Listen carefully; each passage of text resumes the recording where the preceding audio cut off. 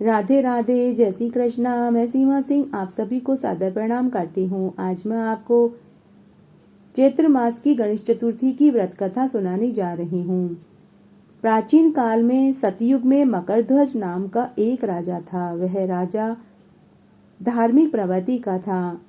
वह अपनी प्रजा का पालन अपने पुत्र के समान ही करता था। उसके राज्य में ब्राह्मण, क्षत्रिय, वैश्य, शूद्र सभी अपने अपने धर्मों का पालन करते थे। प्रजाओं को चोर डाकू का कोई भय नहीं था। प्रजा स्वस्थ और निरोगी थी। सभी लोग उदार, सुंदर, बुद्धिमान, दानी और धार्मिक प्रवृत्ति के थे। राजा के ऊपर मुनि याज्ञवल्क्य का बड़ा ही स्नेह था। उन्हीं के आशीर्वाद से राजा को एक पुत्र रत्न की प्राप्ति हुई। राजा ने अपने राज्य का भार अपने विश्वास पात्र मंत्री धर्मपाल को सौंपकर स्वयं अपने पुत्र और रानी के साथ सुखपूर्वक जीवन बिता रहे थे। राज्य का शासन धर्मपाल के हाथ में आ जाने के कारण मंत्री धर्मपाल धन धान्य आदि से समृद्ध हो गया।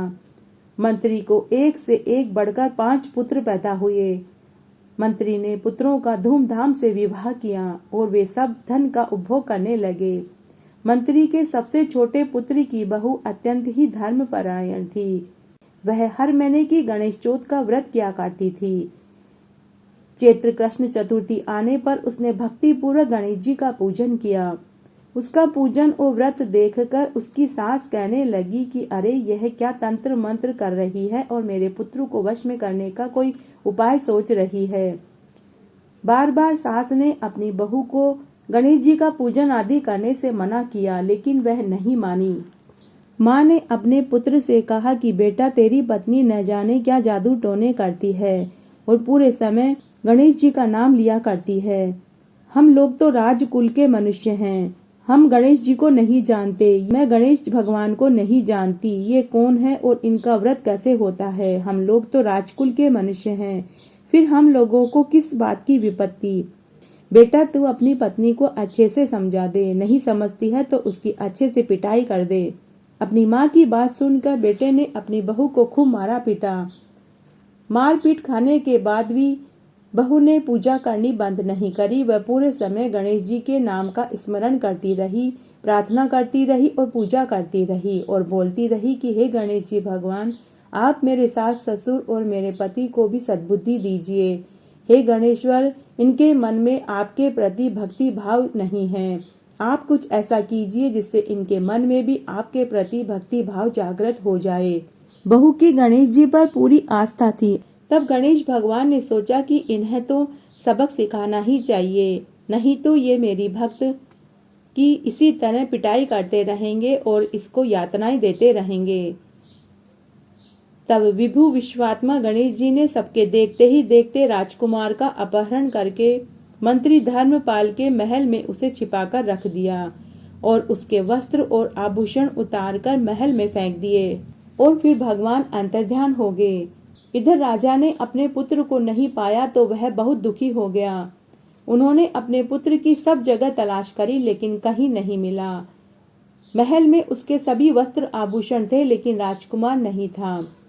राजा ने कहा कि ऐसा निंदनीय कार्य किसने किया। हाय, मेरा राजकुमार कहाँ चला गया। राजा की बात सुनकर उनके मंत्री धर्मपाल ने कहा कि हे राजन, आपका प्यारा पुत्र कहाँ चला गया इसका मुझे पता नहीं है। मैं अभी नगर, गांव, बाग बगीचे, खेत खलियान सब जगह तलाश करवाता हूँ। इसके बाद राजा अपने सभी नौकरों सेवकों से कहने लगा, हे अंगरक्षकों, हे मंत्रियों, मेरे पुत्र का शीघ्र पता लगाओ। राजा का आदेश पाकर सभी लोग राजा के पुत्र को ढूंढने में लग गए।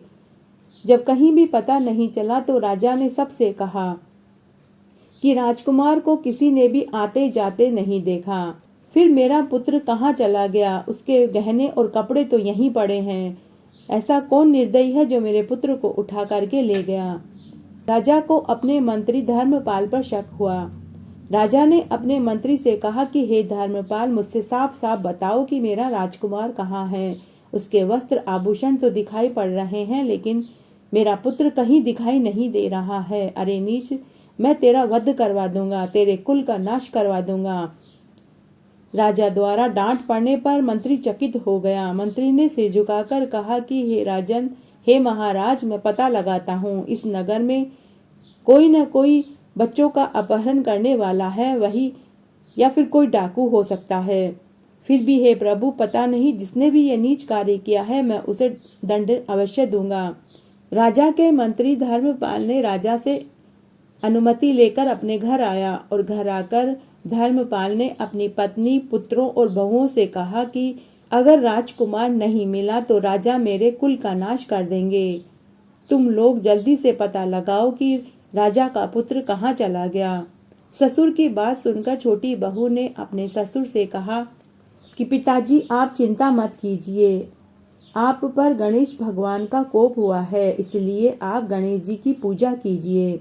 राजा से लेकर नगर के समस्त स्त्री पुरुष बालक वृद्ध संकट नाशक चतुर्थी का व्रत विधि पूर्वक करेंगे तो गणेश जी की कृपा अवश्य बरसेगी और राजकुमार मिल जाएंगे।